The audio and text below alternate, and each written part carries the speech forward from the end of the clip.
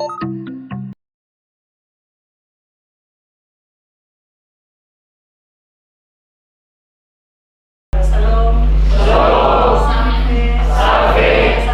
warahmatullahi wabarakatuh.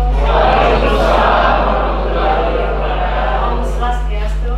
Om Swastiastu. Namo Buddhaya. Salam kebajikan. Salam kebajikan. Materi ini sebenarnya Bapak Ibu sudah paham. Ini ada Permen RP. Selalu selain undang-undang ada turunannya. Biasa turunannya itu ada PP, Merdeka Menteri, Merdeka Perdu dan seterusnya. Tapi kalau kita semua tiap hari mengucapkan misi yang kelima, saya tidak ulangi karena semua sudah paham. Baik, ini ada SK Kepala Badan Kepegawaian, tapi ini nanti sebentar kita lihat sama-sama ya. Penetapan standar pelayanan pada jenis pelayanan administrasi. Bapak Ibu, mungkin ini Bapak Ibu Kabit, kita lihat bersama karena ada aturan yang sudah berubah. Kita sebagai aturan baru, contoh PP 30 kemarin, PP 46 2011 kita sudah ganti dengan PP berapa? 30 2000.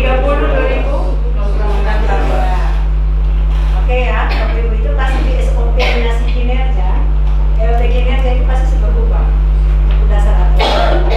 Lalu di disiplin dari 53 ke 94. Jadi kita pilih baik-baik untuk kita perbaiki standar pelayanan ini. Nah, yang menjadi latar belakang Bapak Ibu setiap belajar penyelenggaraan pelayanan baik publik memberikan pelayanan kepada masyarakat secara langsung maupun tidak langsung wajib menyusun, menetapkan, menerapkan standar pelayanan untuk setiap jenis pelayanan sebagai tolak ukur penyelenggaraan pelayanan di lingkungan masing-masing. Nah, memang kita untuk pelayanan di BKD kan banyak pelayanan kepegawaian. Saya terima kasih banyak pelayanan yang sudah Bapak Ibu lakukan dengan baik. Namun masih ada yang perlu kita perbaiki. Maklumat pelayanan. Ada kau yang masih ingat maklumat pelayanan di BKD? Pada ingat, yang susun pasti ingat, ya susun jawab. Yang tidak susun materi ini. Setiap hari ada gampang bisa bilang, lupa. Sekretariat juga lupa, Pak. Sekretariat di baru berhadapan. Hanya jalan begini sambil lalu bisa. Dan sebentar kita lihat sama-sama. Nah, kita sebagai penyelenggara pelayanan publik yang selanjutnya jadi penyelenggara adalah setiap institusi penyelenggara negara, korporasi, lembaga independen yang dibentuk berdasarkan undang-undang, kegiatan pelayanan publik dan badan hukum lainnya yang dibentuk semata-mata untuk kegiatan pelayanan publik. Jadi sebenarnya keterbukaan informasi kemarin yang dibuatkan komisi itu mendorong kita sehingga pelayanan publik kita harus lebih baik. Itu salah satu. Saya bisa kasih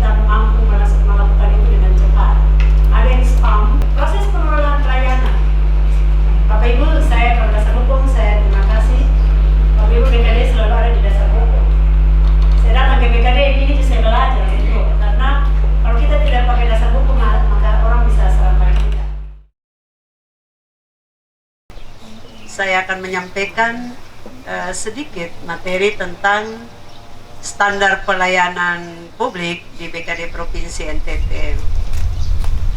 Sesuai materi yang sudah disampaikan oleh beberapa pemateri, dan ini juga sudah kita lihat bersama.